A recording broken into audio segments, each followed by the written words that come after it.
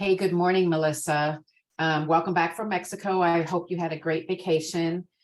Just to jump into it really quickly, it looks like last week we had some movement again in the market. So let's hear what you have to say about interest rates and what's going on the finance side. Positive stuff. Yay. So basically everything has been cooperating. The things seem to have calmed down with the banking crisis or almost crisis. So that's like everybody's calmed down from that. The inflation numbers that were last released are trending in the right direction. Now, not super quickly, but they're headed in the right direction, which is what we need, and shows that what the Federal Reserve has done is working. So rates now are in the let's say mid to low sixes for most people. FHA and VA continue to usually be a little bit lower right now in this market than conventional for whatever reason. It doesn't always work that way. But right now that's what we're seeing.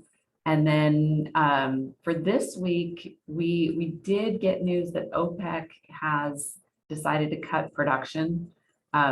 Looks like in retaliation for the U.S. not refilling the stock that are strategic reserves once oil hits $70 a gallon. So that's so really quickly, what is OPEC? Oh, OPEC are the main big producers of oil. So Okay. Saudi Arabia, I believe Venezuela's in there. I really should know all of them, but Saudi Arabia. Okay. So Okay. they would like to see oil prices higher, and they can control that by reducing production. I So got it. that's what they're doing. They're wanting to push oil prices closer to $100 a barrel, which of course pushes inflation in the wrong direction. So that's why nobody really wants to see that happen, but we're kind of at their mercy. So we'll see. We'll see if that has any sort of significant impact on the inflation numbers and on everything else. And once again, this just goes to show you how the rest of the world most definitely has an impact on the finances here in the United States. We're supposed to be the most solid, financially stable country. I don't know if that's the case anymore, but Right. like all we do is spend, spend, spend. But I mean, week over week, we see that something outside of the US is impacting what's happening here in the US and vice versa again. So, okay, got it. And what else is there going on?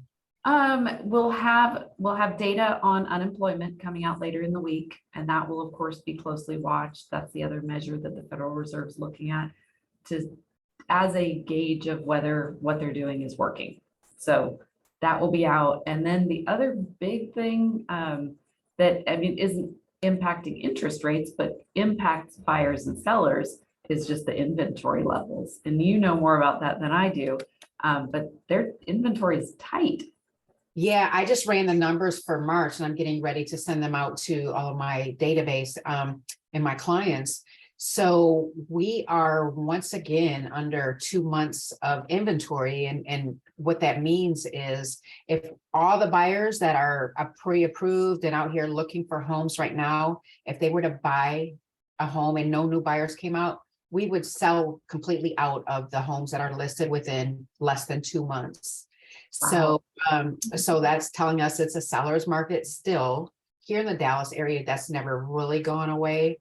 Homes were just staying on the market much longer, but now, I mean, they were up to 50, 55 days at one point, and now we're down to like less than a month or right around a month of being on the market. So a significant decrease on days on market, less homes.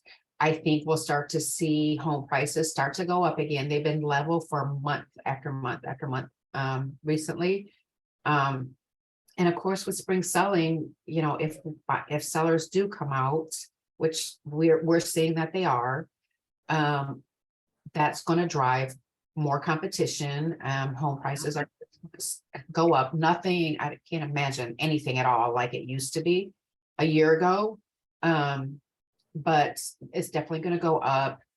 And, as buyers are coming out, because, this is the time of year buyers come out, it's gonna be more competition for them as well. So right now, if you get in the next week or so, I think that you'll be ahead of the game and, get your home on the market. Let's get it sold. And for buyers, get your pre-qualification, right?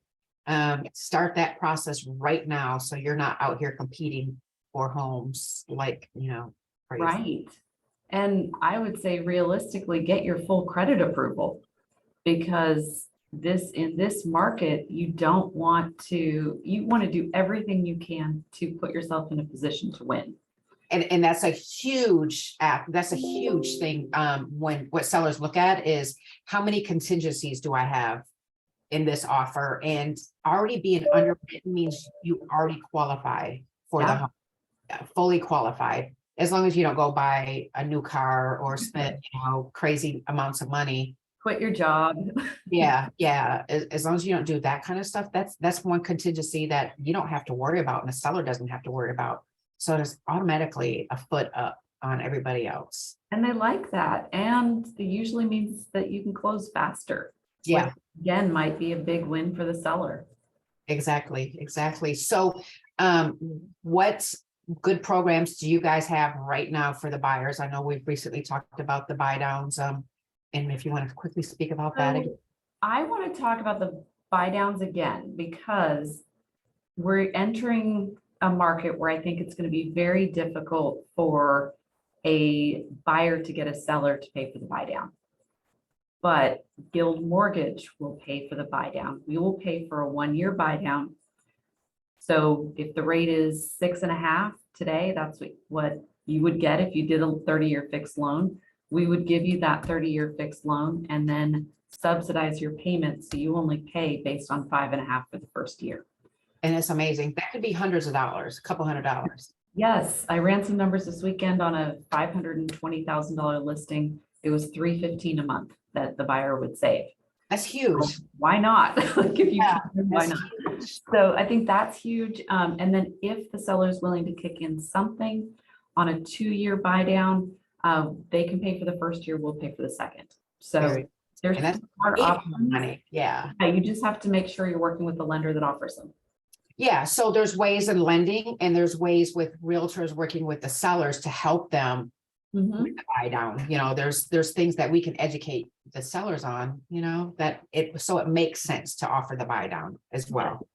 So, okay, Melissa, well, anything else we need to talk about for this week?